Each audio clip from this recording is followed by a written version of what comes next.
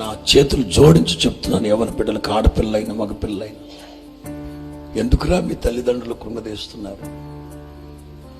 ఎన్ని ఆశలతో, ఎన్ని ఆశయాలతో తల్లిదండ్రులు మిమ్మల్ని పెంచుతున్నారు.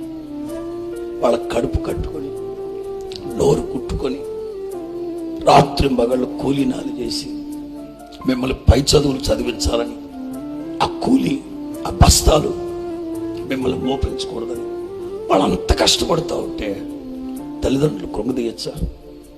చెప్పండి ఒకసారి. ఒక్కసారి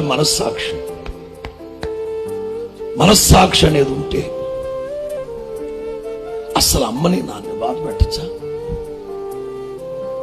అది ఏ విషయమైనా సరే, అది ఏ కోణమైనా సరే, ఎంతవరకు అది సబబు.